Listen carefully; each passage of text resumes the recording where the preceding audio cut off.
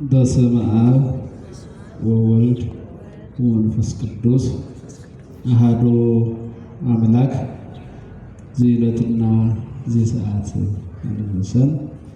በጠዋት በማለዳው ገስግሰን መጥተን ለአምላካችን ለእግዚአብሔር ምስጋናችንን ጸሎታችንን በምናቀርብባት በዚች በምህረቱ አደባባይ የጠራን ያሰባሰበን አባታችን አምላካችን ልዑል እግዚአብሔር ስሙ ዛሬም ዘወትርም ለዘላለሙ የተመሰገነ ይሁን። አሜን። ለዘላለሙ የተመሰገነ ይሁን። አሜን። ለዘላለሙ የተመሰገነ ይሁን። አሜን። በቅድሚያ ለእግዚአብሔር እንደነገሰ ዲያብሎስ እንደተሻረ ሞተ ሥጋ ሞተ ነፍስ እንደጠፋ የምትናገረው ቃል ወንጌል እንድትነገር እንድትመሰከር የሚያደርጉ የዚሁ ታላቅ ደብር የስብከተ ወንጌል ክፍሉ ኃላፊ ክቡር አባታችን መምህራችን መጋቤ አእላፍ ጌትነት ወርቁ፣ የዚሁ ታላቅ ደብር የስብከተ ወንጌል ክፍሉ ኃላፊ፣ እንዲሁም አበው ካህናት፣ ሊቃነ ምስጢር ዲያቆናት፣ ሀብተ ዝማሬው ተሰጥቷቸው ዘምራችሁ የምታዘምሩ መዘምራን እግዚአብሔር አባታችን መንግሥተ ሰማያት ርስታችን ወላዲተ አምላክ ቅድስት ድንግል ማርያም እናታችን ብላችሁ በጸናች በቀናች በቅድስት ኦርቶዶክሳዊት ተዋሕዶ ሃይማኖታችሁ ጸንታችሁ የምትኖሩ ማኅበረ ምእመናን ምእመናት፣ አባቶች፣ እናቶች፣ ወንድሞች፣ እህቶች፣ ሕፃናትን ጭምር ሰዓተ ሌሊቱን አሳልፎ ብርሃነ መዓልቱን ባሳየን እዚህ ዕለትና እዚህ ሰዓት ባደረሰን በኃያሉ በልዑል እግዚአብሔር ሰላምታ ሰላም እላችኋለሁ። እንደምን አደራችሁ? እንደምን አላችሁ? እግዚአብሔር ይመስገን ብለን ቅዱስ የሆነውን ስሙን በምስጋና የጠራ ነው። ልዑል አምላካችን እግዚአብሔር ስሙ ዛሬም ዘወትርም ለዘላለሙ የተመሰገነ ይሁን። አመስግኑት እግዚአብሔርን እስቲ ሁላችሁ። እንዲሁም እርቀን በነበርንበት ሰዓት የቀረብንባት፣ ተጣልተን በነበርንበት ሰዓት የታረቅንባት የነቢያት ትንቢታቸው፣ የሐዋርያት ስብከታቸው፣ የመላእክት እህታቸው፣ የሰማዕታት እናታቸው እማምላክ ወላዲተ አምላክ ቅድስት ድንግል ማርያም ክብር ምስጋና ይድረሳት። ለወላዲተ አምላክ ምስጋና አቀርቡላት። የምትሄድበት መንገድ ሩቅ ነውና ተነስተህ ብላ። እግዚአብሔር መለካችን መልካም ፈቃድ ባለን የትምህርት ቆይታ የምንነጋገርበት የትምህርታችን መነሻ ኃይለ ቃል ይሆናል። ተወደዳችሁ የእግዚአብሔር ቤተሰቦች ክቡር መምህራችን እንደገለጡት እንግዲህ ዛሬ የእመቤታችን የቅድስት ድንግል ማርያም በወር ውስጥ የምናከብራቸው ብዙ በዓላት አሉ። ቅድስት ድንግል ማርያም እንግዲህ ሊቃውንቱ መንፈስ ቅዱስ የገለጠላቸው ሲያመሰግኗት መሰረተ ሕይወት ይሏታል። መሰረተ ምን አልኳቸው? መሰረተ ሕይወት፣ የሕይወት መሰረት ማለት ነው። መሰረተ ሕይወት፣ የሕይወት መሰረታችን፣ የድኅነታችን አክሊል ለሆነችው ለድንግል ማርያም እስኪ ምስጋና አቅርቡላት። መሰረተ ሕይወት ናት። ታዲያ እኛ ኢትዮጵያውያን የጸናች የቀናች ቅድስት ኦርቶዶክሳዊት ተዋሕዶ ቤተ ክርስቲያን ልጆች ለሁሉ ነገር መሰረት ያለን፣ ለሁሉ ነገር መነሻ ያለን፣ ለሁሉ ነገራችን መሰረታችን የሆነችው ቅድስት ድንግል ማርያምን የልደቷን በዓል ወር በገባ በአንድ እናከብራለን። ምን እንላለን? እናከብራለን። እንግዲህ በተለይ ዛሬ ታኅሳስ 1 ቀን በዓለ ቅዱስ ኤልያስ ነው። የቅዱስ ኤልያስ በዓል ነው። የቅዱስ ኤልያስ በዓል ነው። እንግዲህ የምትሄድበት መንገድ ሩቅ ነውና ተነስተህ ምን በል? ተነስተህ የምትሄድበት በሉ እስቲ ሁላችሁ። የምትሄድበት መንገድ ሩቅ ነውና ተነስተህ ብላ። ይህንን ርዕስ ስናነሳ እንዲሁ ዝም ብለን አይደለም። የቅድስት ድንግል ማርያም ምስጋና እንዲበዛላቸው ከተመኙ ቅዱሳን ጻድቃን መካከል አንደኛው ቅዳሴ ማርያምን የደረሰው ቅዱስ አባ ሕርያቆስ ነው። በረከቱ ረድኤቱ ሁላችን ላይ ይደርብን። ታዲያ ቅዱስ አባ ሕርያቆስን ድንግል ማርያምን ሲያመሰግናት እንዲህ ብሏታል።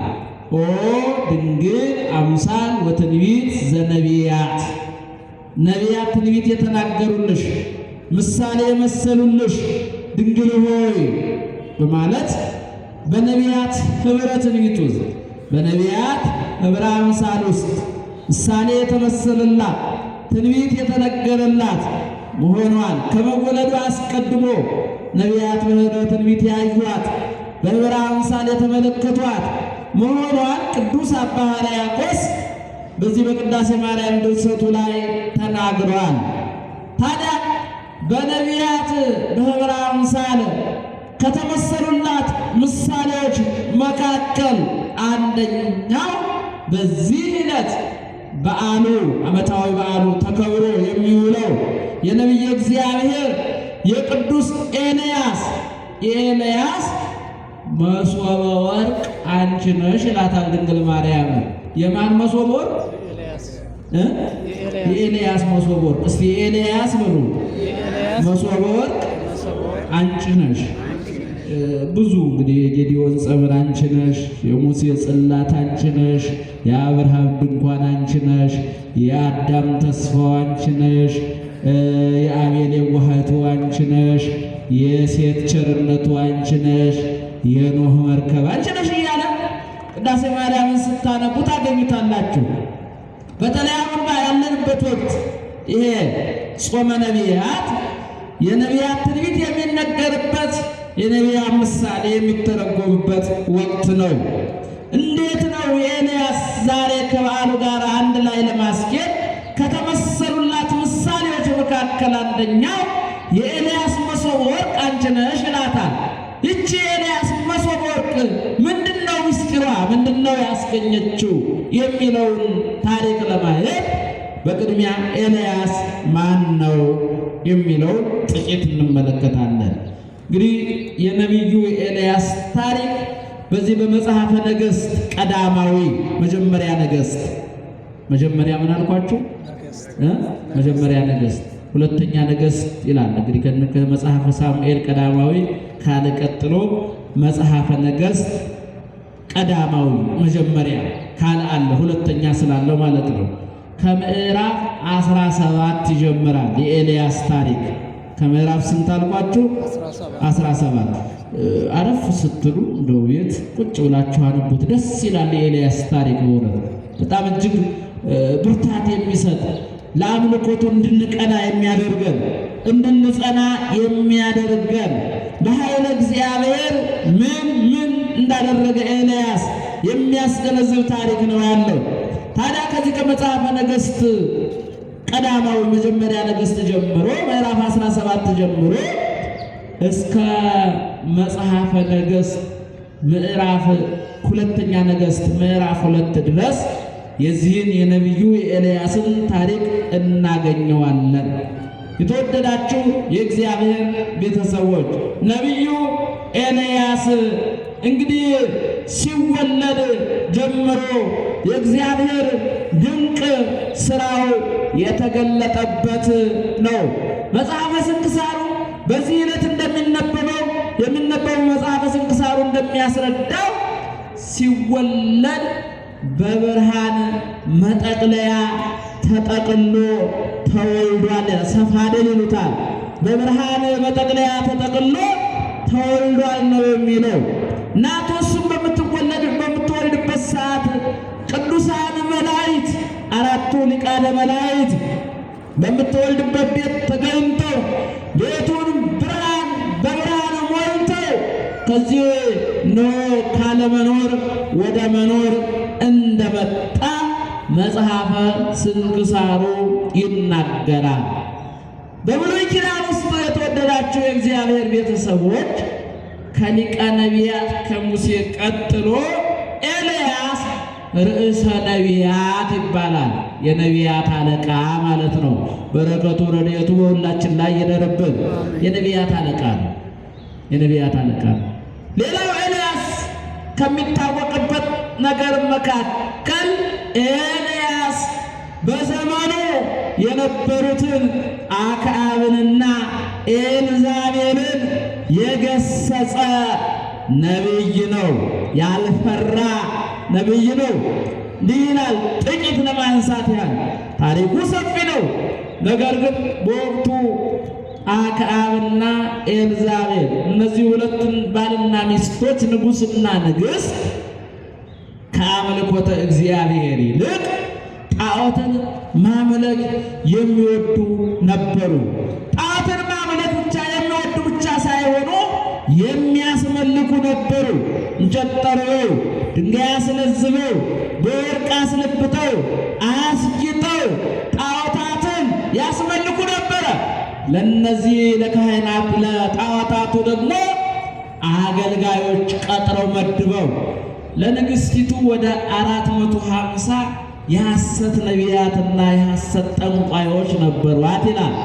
ለንጉሡም እንደዚሁ ወደ 400 የሚሆኑ ካህናተ ጣዖት የጣዖት አገልጋዮች ካህናት ነበሩት ነው የሚለው። ታዲያ ይህ ነቢይ በነበረበት ዘመን ይህን ክፉ ሥራ አይቶ መታገስ አልቻለም። ከአክዓብና ከኤልዛቤል ጋር ተመሳስሎ ለመኖር የተቀበሉትን ተቀብሎ ያመኑትን አምኖ መኖር አልፈለገም። ቀረበና ገሰጻቸው። አክዓብን ገሰጸው፣ ኤልዛቤልን ገሰጻት። ይህን ልታመልኩ የሚገባው ሰማይና ምድርን የፈጠረ እግዚአብሔርን ነው። ማንን ማምለክ ይገባችኋል አለ? እግዚአብሔርን ማምለክ ይገባል። እግዚአብሔርን መፍራት ይገባል። እስከ ቤተ መንግሥቱ ድረስ ዘልቆ ጠልቆ ንጉሡን ንግሥቲቱን ገሰጸ።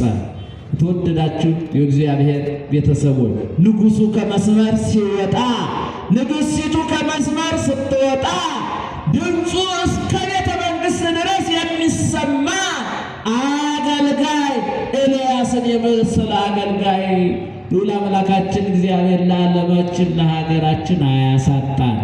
ያስፈልጋል አይደል? ንጉሡ ሲበድል ሕዝቡን እየበደልክ ነው፣ እያሳዘንክ ነው፣ እያስለቀስክ ነው። የምታመልከው የምታስመልከው ትክክል አይደለም፣ ስህተት ነው፣ ኃጢአት ነው፣ ድፍረት ነው ብሎ የሚገስጽ የኤልያስ መንፈስ፣ የኤልያስ ጥንካሬ፣ የኤልያስ ኃይል ያለው ነቢይ፣ አገልጋይ፣ ሐዋርያ፣ ካህን፣ ጳጳስ፣ ሰባኪ ያስፈልጋታል ለምድሪቱ። ይሄ ከሆነ ነው ምድሪቱ ልትስተካከል የምትችለው። ተወደዳችሁ የእግዚአብሔር ቤተሰቦች አድርባዮች የሚበዙ ከሆነ ሆዳችን ይሙላ ደረታችን ይግራ ብለው የሚተዳደሩ በምድር ላይ ከበዙ ተያይዞ ገደል ነው የሚሆነው። ተያይዞ መጥፋት ነው። ተያይዞ ወደ ጉድጓድ ነው። ተያይዞ ወደ ሞት ነው። ወደ ስደት ነው። ወደ ረሃብ ነው። ወደ ቸነፈር ነው። ወደ ጦርነት ነው። ኤልያስን የመሰለ ንጉሡን ያልፈራ ንግሥቲቱን ያልፈራ ያላፈረ የዓለም ነገር ምንም ያለመሰለው የማይመስለው ታላቅ ነቢይ ነበር። አሁንም በረከቱን በሁላችን ላይ ያሳድርብን። በእውነት አሁን ምድሪቱ ኤልያስን የመሰለ ነቢይ የኤልያስ ያለ የምትልበት ዘመን ቢኖር ይሄንና እናንተ ያለንበት ዘመን ነው።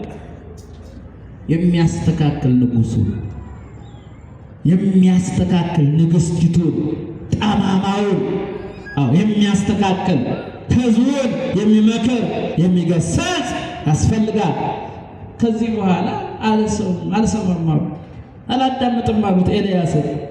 ወዲያው ቀጥታ ወደ ሰማይና ወደ ምድር ንጉሥ ወደ እግዚአብሔር አመለከተ። ወደ ማን አመለከተ? ያን ጊዜ የራሱን ሰው የራሱን ድርሻ ከተወጣ የራሱን ድርሻ ከጨረሰ ከዚያ በኋላ አሳልፎ ለማን ይሰጣል? ለእግዚአብሔር ይሰጣል። እግዚአብሔር ያስብበታል። እግዚአብሔር ያስተካክለዋል። እኛ የሚጠበቀው የድርሻችንን መወጣት ነው። ገሰጸ፣ አልሰማም አሉት። ከዚህ በኋላ እንዴ የማምን ችግር አለ?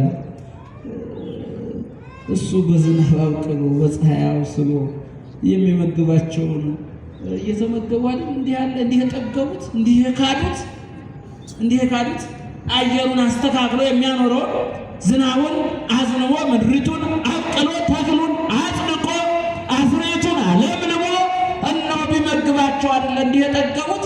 ችግር የለም ሕያው እግዚአብሔር አምላክ ኃይል ዘቆምኩ ቅድሜከ ከመ ይረድ ዝናብ ዘእንበለ በቃለ አፉየ። አቤቱ እግዚአብሔር ሆይ አንተ በዝናብ አብቅለህ በፀሐይ አብስለህ ስለመገብካቸው በልተው ስላደሩ ጠግበው ስላደሩ ለብሰው ስላደሩ በጤንነት ስለኖሩ ስለተመላለሱ ያንተ ማንነት ረስተዋል። አክዓብና ኤልዛቤል ካንተ ይልቅ ጣዖታትን አቁመው አስመልከዋል፣ እንዲሰገድ አድርገዋል። እስከ መቼ ድረስ ነው ዝም ብለህ የምታያቸው? እኔ እሾምበት ብዬ አይደለም፣ እሸለምበት ብዬ አይደለም፣ እከብርበት ብዬ አይደለም።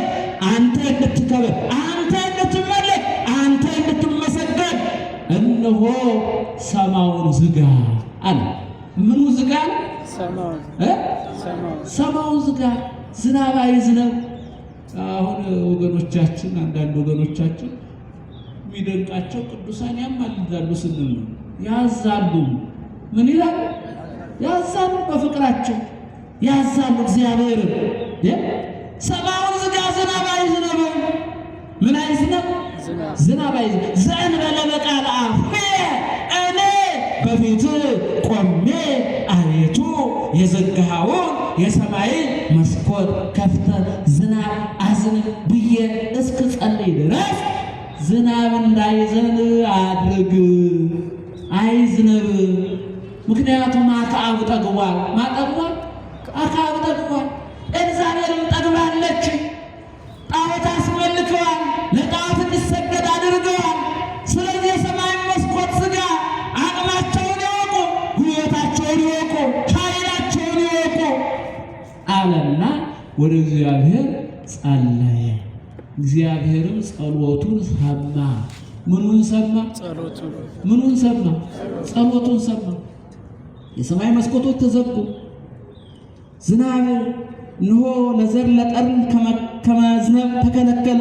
ምድርም የዘሩባትን ከማብቀል የተከሉባትን ከማጽደቅ ተከለከለች። እንዲህ አድርጎ ለ3 ዓመት ከ6 ወር በነቢይነት የሚመላለስባት ምድረ እስራኤል በረሃብ በቸነፈር በድርቅ ተመታች። አክዓብም ቤተ መንግስቱን ለቀቀ። ምኑን ለቀቀ? ቤተ መንግስቱን። እንዴ ያለ ምግብ ንግስና የለም። መመናን ሳይበሉ መንገስ የለም። እንዴት ሆኖ? ሳይጠጡ መንገስ የለም። እንዴት ሆኖ? ቤተ መንግስቱን ምግብ ፍለጋ ለሰረገላው ለእንስሳቱ ቤተ መንግስቱን ለቆ መንከራተት ሆነ። ኤልያስ አመልክቷልና ለዚህ ነው ቅዱስ ያዕቆብ በመልእክቱ እዚህ ምዕራፍ 5 ላይ ኤልያስ እንደኛ ሰው ነበር አለ። እንደኛ ምንድን ነበር አለ? ሰው ነበር። ነገር ግን ወደ እግዚአብሔር ጸለየ፣ አመለከተ። የጻድቅ ሰው ጸሎት እጅግ ኃይልን ታደርጋለች። የኤልያስ ጸሎት ኃይልን አደረገች። የሰማይን መስኮት ዘጋች። ዝናብ ከመዝነብ ተከለከለ። ምድርም የዘሩባትን ከማብቀል የተከሉባትን ከማጽደቅ ተከለከለች።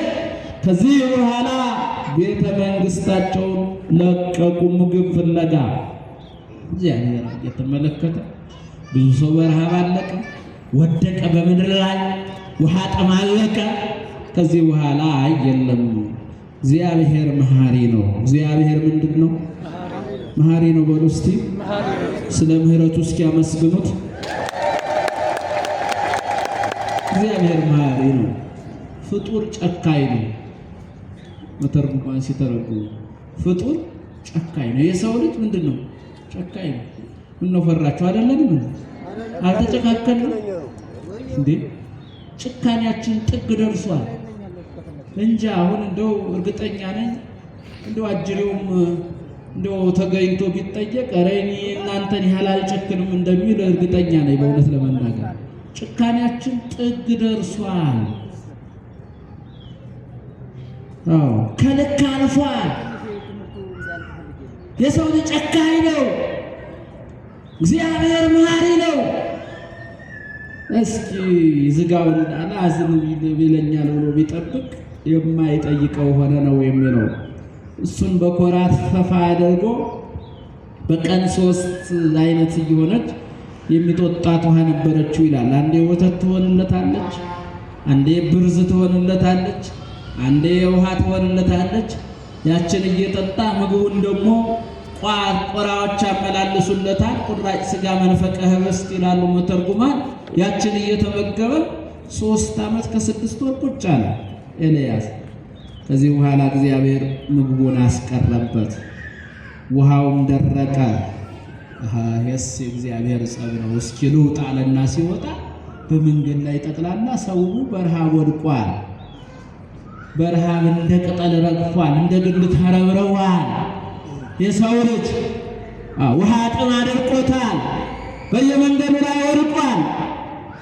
ሲያይ በእውነት ይህን ያለካ እንደው በደል አድርጌያለሁ እያለ እያዘነ እሱም ራበው ነው የሚለው። ወዲያው እንዴት ይሻላል አለና ወደ እግዚአብሔር ሲጠይቅ ወደ አገረ ስራጵታ እየተሰሰካ መበለት ቶሎ ብለህ ወደ ስራጵታ መንደር ሂድ፣ አንዲት መበለት ትመግብሃለች አለ። ሲደርስ እንጨት እየለቃቀመች አገኛት። ኧረ እባክሽ እንደው ውሃ ጠጭኝ አላት። ምን አላት? ውሃ ጠጭኝ። ምን ነካ አንተ እንግዳ ነህ? በኤልያስ ጊዜ ውሃ ከየት ይመጣል አለችው። ለማን ነው እንዲህ ያለችው? ለራሱ ለኤልያስ። ከዚህ በኋላ ይህን ያህል በድያለሁ ማለት ነው፣ በደል ይህን ያህል ታውቋል። ኧረ እንግዲያውስ ትንሽ እባክሽ እርቦኛል፣ ቁራሽ እንጀራ ስጭኝ አላት። አይ እሱም ቢሆን ትንሽ የፍኝ ዝግኝ የሆነች ዱቄት አለች፣ ካንዴ ያታልፍ ያችን ነገር ጋግሬ እኔም አንተም ልጄም በልተናት ከዚያ በኋላ እንሞታለን አለችው። አይዞሽ አይዞሽ እግዚአብሔር ባለው ይበርክትልሽ ብሎሻል አላት። የኤልያስ አምላክ እግዚአብሔር በእውነት ጥቂቱን ነገራችንን ባለው ነገር ያበርክትልን። አሜን። ዘመነ ኤልያስ ላይ የደረስን ይመስላል ሲታይ ሲሰማ የኑሮ ውድነቱ። ጥቂት ሰዎች ናቸው በዚህ ሰዓት በእውነት በልተው ጠጥተው ጋግረው የሚኖሩ የተወሰኑ እንደሆኑ ይሰማል። ይህን ታሪክ እግዚአብሔር ይቀይርልን፣ በእውነት ሰላማችንን ይመልስልን እና ባለ ይበርክትልሽ ብሎሻል አላት። ስትገባ የዱቄቱ በዱቄት የዘይቱ በዘይት ሞልቶ አገኘችው ነው የሚለው። በቅዱሱ በኤልያስ በረከት ልዑል አምላካችን እግዚአብሔር ይባርከን። አመስግኑት እግዚአብሔር ነው።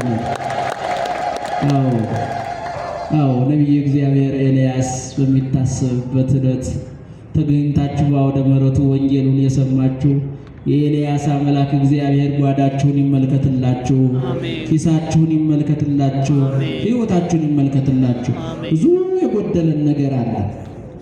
የኤልያስ ያችን የስራጵታዋን ጓዳ የሞላ አምላክ ኤልያስ ሀገራችንን በሰላም ይሞላልን፣ በእውነት በአንድነት በፍቅር ይሞላልን። ከዚህ በኋላ ወዲያው ውጣና አክዓብን ተገናኘው ተነጋገረው አለው። ከዚህ በኋላ እንግዲህ አክዓብም ቤተ መንግስቱን ለቆ ሰራዊትን አስከትሎ ያው ምግቡን የሚጠጣውን ለከብቱ ለሰራዊቱ እየፈለገ ሲሄድ ከአብዲው ጋራ የአክዓብ አገልጋይ ከነበረው ከአብዲው ጋራ ከኤልያስ ጋራ ተገናኙ ነው የሚለው። አንተን ኤልያስ አለው። እንዴ አንተ መምህር ኤልያስ፣ ንጉሡ እኮ አንተን ያላስፈለገበት ቦታ የለም። እንዴት እንዲህ አድርገህ ትጠፋለህ? እንዴት አድርገህ እንዲህ ትሰወራለህ አለው። ከዚህ በኋላ ሂድ ንገረው፣ አግኝቼዋለሁ በልና ለአክዓብ ንገረው አለው። እንዴ አንተን የመንፈስ ቅዱስ ሰረገላ ከአንዱ አንስቶ ወደ አንዱ ቢወስድህ እንዴት አግኝተህ ትለቀዋለህ ብሎ አክዓብን ሊቀጣኝ የለም፣ ይህንስ አላደርገውም አለው። ያው እግዚአብሔር አምላክ እስራኤል የእስራኤል አምላክ እግዚአብሔር ያውቃል። አልሰወርም፣ አልደበቅም፣ ሂድ ንገረው አለው። እንዲህ እየተነጋገሩ አክዓብ መጣ ይላል። ከዚህ በኋላ አክዓብ ምን አለው? አንተኑ ኤልያስ ዘትገፈትኦሙ ለእስራኤል፣ እስራኤልን የረዥም አጭር የወፍራም ቀጭን የቀይ ጥቁር የምታደርጋቸው ጨካኙ ኤልያስ አንተ ነህ አለው። ምን እኔ? አንተስ ከቤተሰቦች ጣዖት እያመለካችሁ ይህንን ሕዝብ ለረሃብ የዳረጋችሁት፣ ቀይ የነበረውን ያጠቆራችሁት፣ ወፍራም የነበረውን ያቀጠናችሁት፣ ረዥም የነበረውን እንዲያጠር ያደረጋችሁት፣ ለረሃብ እንዲጋለጥ፣ ለስደት እንዲጋለጥ፣ ለችግር እንዲጋለጥ የዳረጋችሁት እናንተ ናችሁ አለው። ከዚህ በኋላ እስከ መቼ ድረስ እንዲሆነን እንኖራለን? እናንተ 850 ነቢያት ሐሰት ነቢያት ካህናት አገልጋዮች አሏችሁ። እኔ አለው መስዋዕትን ሰዋ። መስዋዕቱን የተቀበለለት ያሳምናል ኤልያስ። በዚህ ተነጋግረው መስዋዕት አቀረቡ። ከመስዋዕቱም ከጊዜያቱም ማስመረጣቸው ነው የሚለው። የአክዓብን አገልጋዮች ካህናተ ጣዖቱን የጧቱን ጊዜ መረጡ ይላል። ከዚህ በኋላ መስዋዕታቸውን ሰዉ፣ ኮርማቸውን አረዱ። ወዲያው ወደ ጣዖቶቻቸው ጩኸት ጀመሩ። ቤል ሆይ ስማን፣ ዳጎን ሆይ ስማን እያሉ ወደ ጣዖቶቻቸው ጮኹ ነው የሚለው። ታዲያ በኤልያስ አድሮ ያለ መንፈስ ቅዱስ ከመንደር እሳት እያመጣ ያቀጣጥልላቸው የነበረውን ሰይጣን አርቆባቸው መስዋዕታቸውን የሚቀበልላቸው አጡ ይላል። እነዚያ ካህናተ ጣዖት የጣዖት አገልጋዮቹ ካህናት። ከዚህ በኋላ ምን ሆኖ ነው? እናንተ አምላክ እኮ ችግር አለበት፣ ደንቆሮ ነው፣ አይሰማም፣ በደንብ አድርጋችሁ ጩኻችሁ ጥሩ አላቸው ይላል።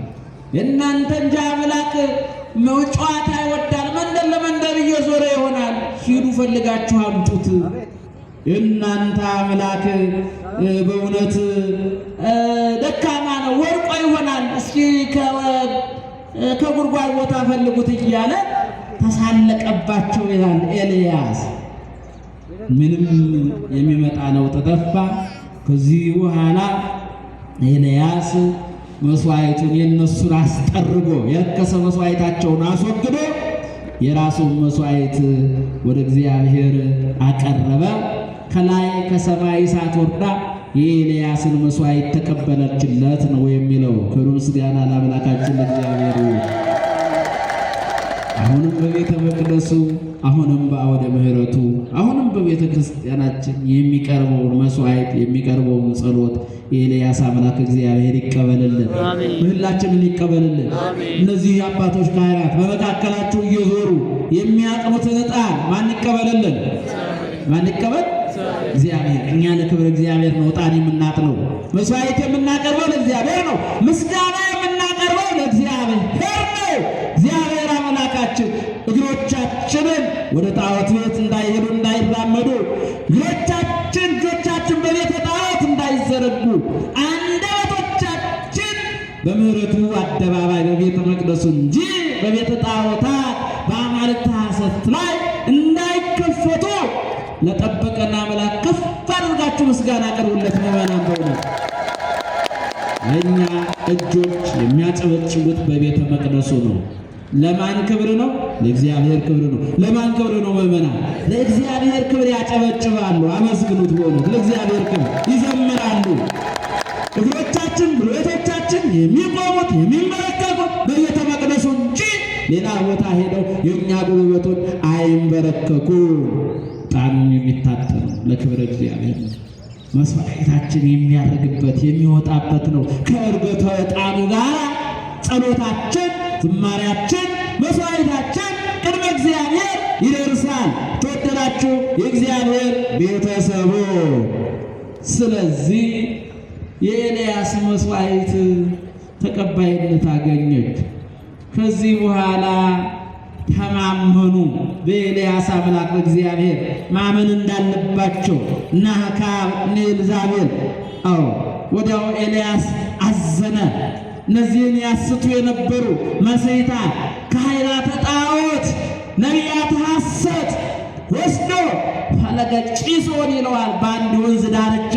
እስከ መቼ ድረስ ነው እናንተ ሕዝቡን ጣዖት የምታስመልኩት ከእግዚአብሔር የምትለዩት ብሎ አይቀጡ ቅጣት ቀጣቸው ነው የሚለው። የተወደዳችሁ የእግዚአብሔር ቤተሰቦች ወዲያው ወደ እግዚአብሔር ጸለየ።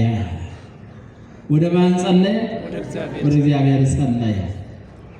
ቀድሞ እንዳይዘንብ ነበር የጸለየው። አሁን ሁለተኛ እንዲዘንብ ጸለየ። ምን እንዲል ጸለየ? እንዲዘንብ ጸለየ። እግዚአብሔር ጸሎቱን ሰማ። ከዚህ በኋላ መጠነ ሰኮና ብእሲ የምታህል ደመና ከውቅያኖስ ውሃ ቋጥራ ወጣች። ሰማዩ ደመነ። ሰማዩ ምን አለ? ደመነ። ወዲያው ዝናብ ዘነበ። እስራኤል ጥቂት መስራት አላቋረጡም ነበርና የመጀመሪያ ዓመት የዘሩት ደርሶ ሁለተኛ ዓመት የዘሩት እነሆ ዘርዝሮ ሸቶ ሶስተኛ ዓመት የዘሩት እነሆ ቡቃያ ሆኖ እስራኤላውያን በረሃብ ሲቀጡ የነበሩ ደስ ብሏቸው እግዚአብሔርን አመሰገኑ ነው የሚለው። እግዚአብሔር የተመሰገነ ይሁን። እግዚአብሔር ቤተሰብ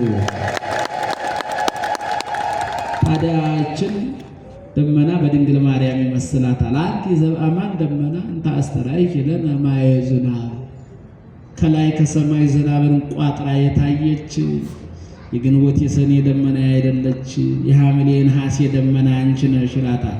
ድንግል ማርያምን በደመና ልጇ መድኃኔዓለም ኢየሱስ ክርስቶስን በዝናብ መስላ ቅድስት ቤተ ክርስቲያን ታስተምራለች፣ ቅዱሳት መጻሕፍት ያስነብባሉ።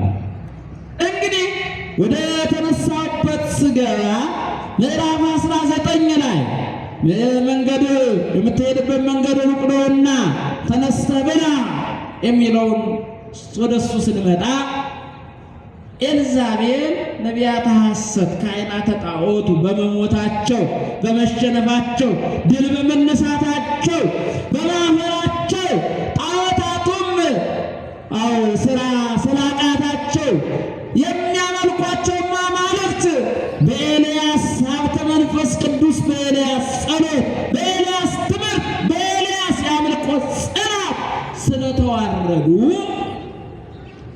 ኤልያስ ላይ ዛቻ ላከችበት። ምዕራፍ 19 መጽሐፈ ነገሥት ቀዳማዊ ምዕራፍ 19 ቁጥር 1 ጀምራችሁ አንቡት። ቁጥር 8 ላይ ነው የምትሄድበት መንገድ ሩቅ ነውና ተነስተህ ምን በል ብላ የሚለውን ቃል የምናገኝ።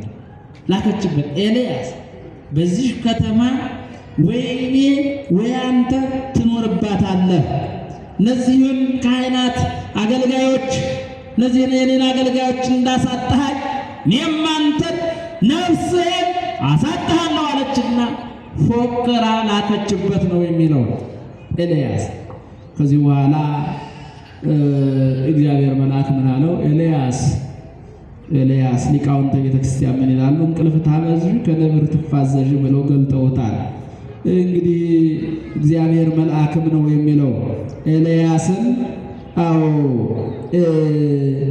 ተነስተህ ሂድ ብሎ እነሆ አመላከተው ነው የሚለው።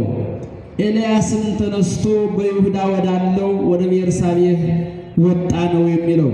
እርሱም አንድ ቀን የሚያህል መንገድ በምድረ በዳ ሄደ። ወጥቶም ከክርክታ በታች ተቀመጠና አሁን ከዚህ በኋላ ወንዱ ትግሉ ከአክዓብና ከኤልዛቤል ጋር የሚተገለው ትግል አደከመው እና ወደ አምላክ ወደ እግዚአብሔር ጸለየ። ይበቃኛል አለ። ምን አለ?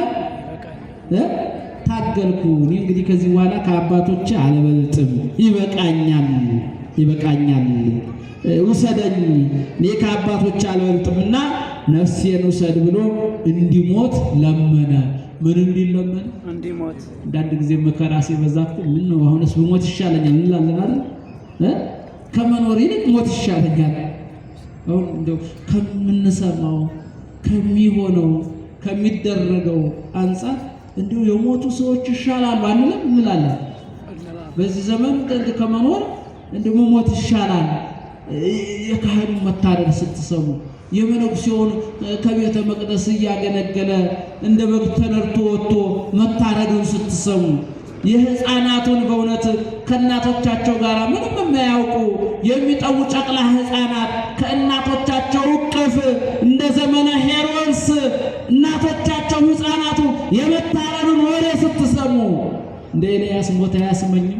በቃ ይበለን መድኃኒዓለም እንጂ ሞት ያስመኛል። በእውነት በዚህ ዘመን ከመኖሩ ያስመኛል። ስለዚህ ኤልያስ ከአክዓብና ከኤልዛቤል ጋር እስከ መቼ ድረስ እየተጋፋው ኖራለሁ? አሳየኋቸው፣ አስተማርኳቸው፣ ዝናቡ ዘነበ። አሁንም ኤልዛቤል ዛቻዋን አላቆመችም፣ አክዓብም ዛቻውን አላበቃም። ስለዚህ እኔ ከዚህ በኋላ ከነሱ ጋር ያለው ውጊያ ትግል ይበቃኛል ብሎ እንዲሞት ለመነ ይላል። በቅጥቅጣውም ዛፍ በታች ተጋደመ፣ እንቅልፍም አንቀላፋ። እነሆ እግዚአብሔር መልአክ ዳሰሰውና ተነስተህ ብላ አለ። ምን አለ? ተነስተህ ብላ። የማን መልአክ ዳሰሰው? እግዚአብሔር መልአክ ሁላችንንም ይዳሰን። በሐዘን በቁዘማ በትካዜ ውስጥ በችግር ውስጥ ተስፋ በመቁረጥ ውስጥ ስንሆን እግዚአብሔር መልአክ ያበርታል። እግዚአብሔር መልአክ መላእክት ስራቸው እኛን ማጽናት ነው፣ እኛን ማበርታት ነው፣ እኛን መዳሰስ ነው፣ እኛን መዳበስ ነው። ስለዚህ መልአኩ ቅዱስ ገብርኤል ሁላችንንም ይዳሰን በእውነት። አዎ ተኝተን እንዳንቀር፣ ተክዘን እንዳንቀር፣ ተስፋ ቆርጠን እንዳንቀር፣ አንቀላፍተን እንዳንቀር፣ ተርበን እንዳንቀር፣ ተጠምተን እንዳንቀር እግዚአብሔር መልአክ ዳሰሰው። ተነሳ ነው፣ ተነስተህ ብላ ነው። ሲመለከትም እነሆ በራሱ አጠገብ ነው የሚለው የተጋገረ እንጎቻ። ምን ያለ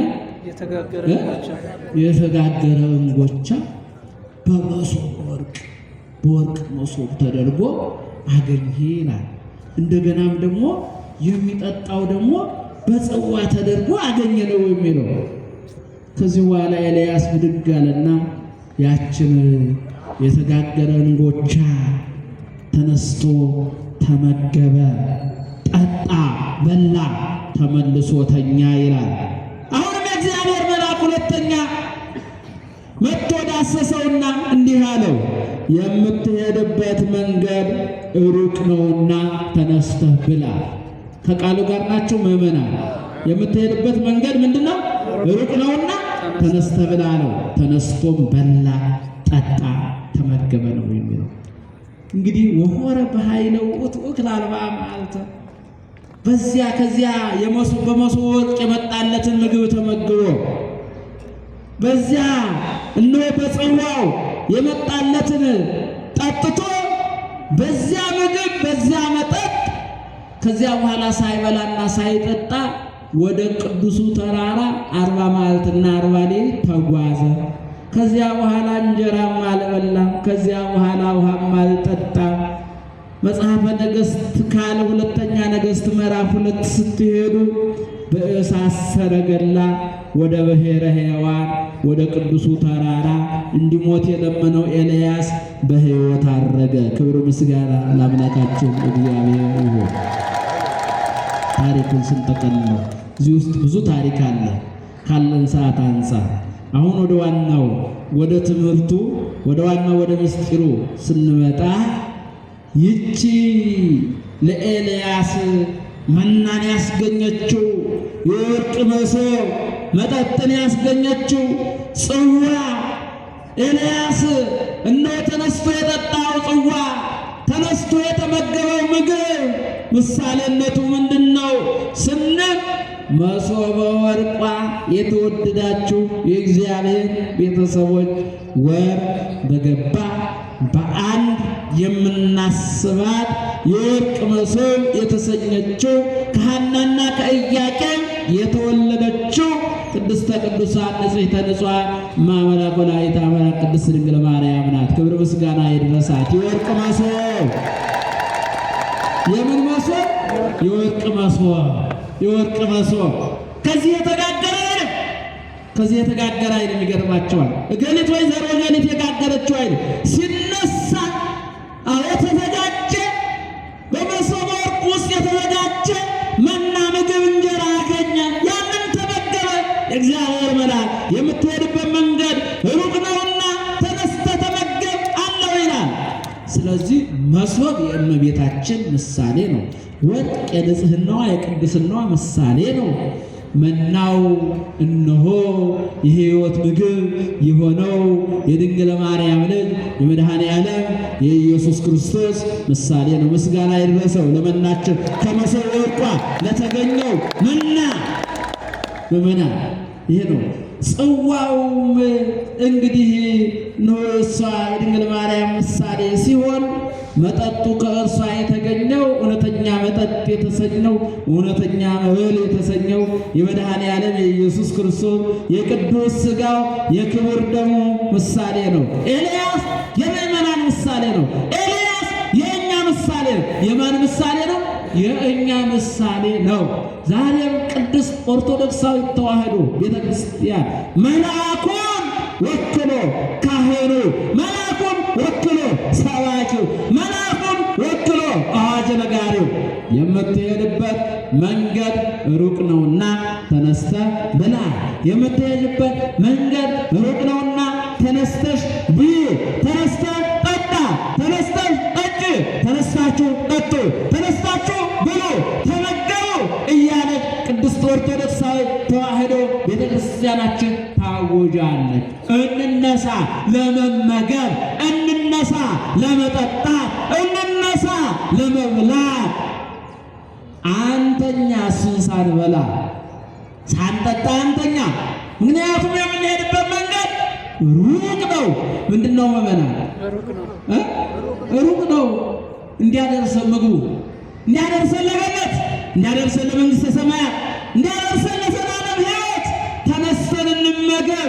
ዛሬም ቤተ ክርስቲያን በካህኑ በንስሐ አባቱ አማካኝነት እንተ ክርስቲያን ልጄ የምትሄድበት መንገድ ሩቅ ነውና ተነስተህ ብላ፣ የዘላለም ሕይወት፣ የዘላለም ስም፣ የዘላለም ምግብ የሆነውን ተመገብ እያለች ቤተ ክርስቲያን ታወጃለች።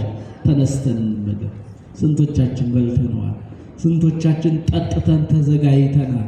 ወይስ እንደተኛንን በኃጢአት አልጋ ላይ እንዳንቀላፋነን በምክንያት ላይ ገና ይቀረኛል፣ ገና ነጋዴ ነኝ፣ ገና ወጣት ነኝ፣ ገና እንደው በኃጢአት ውስጥ ነኝ፣ አላሸነፍኩም፣ ገና በማጭበርበር ላይ ነኝ በሚለው አልጋ ላይ ገና በሐሳብ አልጋ ላይ ተኝተናል? ወይስ ተመግበን ተዘጋጅተናል? መንገዳችን ሩቅ ነው። ይህን ሩቅ የሆነው መንገድ ለመጨረስ፣ ለመፈጸም፣ ለገነት፣ ለመንግሥተ ሰማያት ለመብቃት ዛሬም ቤተ ክርስቲያን የምትሄድበት መንገድ ሩቅ ነውና ተነስተህ ተመገብ ትላለች። የተወደዳችሁ እግዚአብሔር ቤተሰቦች፣ ስለዚህ ተነስተን እንመገብ። መሶበ ወርቅ የተሰኘችው ቅድስት ድንግል ማርያም ያስገኘችው መና በቤተ መቅደሱ አለ። ቅድስት ድንግል ማርያም ያስገኘችው ወይን በዚች ቤተ ክርስቲያን ውስጥ አለ። ስለዚህ ዛሬ እኛን የሚያዋጣ መተኛት ሳይሆን ተነስቶ መመገብ ነው፣ ተነስቶ መብላት ነው። ስለዚህ በዘመነ ነቢያት ቅድስት ድንግል ማርያም ከተመሰለችባቸው ምሳሌዎች መካከል ቅዱስ አባ ሕርያቆስ የመሰላት በኤልያስ መሶበ ወርቅ ነው።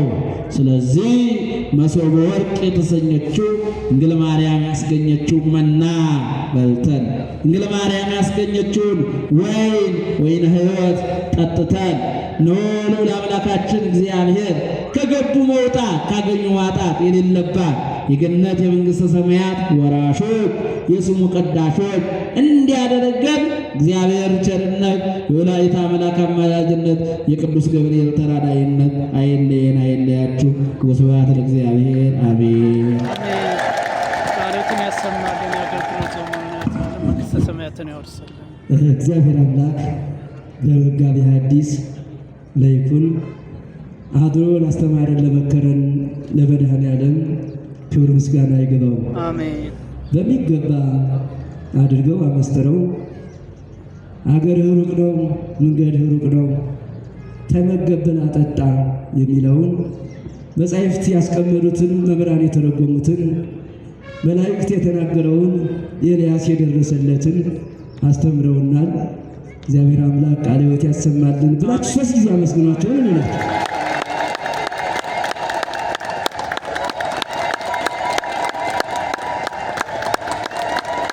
እግዚአብሔር አምላክ መጋቤ ሐዲስ የሥራ ዘመኖትን የተቃና ያድርግልን። አሜን። ክብር ይግባዎት። አሜን። እንዲህ ያሉትን ሊቃውንት ያሳጣል። ልጆችን እርት አሉን፣ መጋቢ አሉን፣ ይመግባሉ፣ ወደ ሰርግ ቤቱ የሚጠሩ። ሰርግ ቤት የተባለው ይሄ ጉባኤ ነው። በሰርግ ቤት የተመሰለው በሙሽራ የተመሰለው ይሄ ቤት ነው። ያኛውማ በልተውት ይወርቃል። አይጠቅምም፣ አይጠቅምም። የነፍስ ድነት አያስገኝም። ስለዚህ ቤተ ክርስቲያናችን ጠንክራ፣ ቤተ ክርስቲያናችን በእውነት እናንተን እያየች እየመገበችን ነው። ስለዚህ ነው ይችን ጉባኤ ምን አለ ጧት ጧት ብናደርግና ስራ የማይሉ መጥተው ከእግዚአብሔር ጋር በረከት ቢያገኙ የእግዚአብሔር ጸጋ ቢያድርባቸው ብለን ነው ይህን ያደረግነው። እናንተም የተመሰገነ ይሁን። አኩርታችሁናል፣ መጥታችኋል። ወደፊትም ደግሞ በርክተን ከዚህ የበለጠ እንድናስፋፋው የእሱ ፈቃድ ይሁንልን። አሜን። በእውነት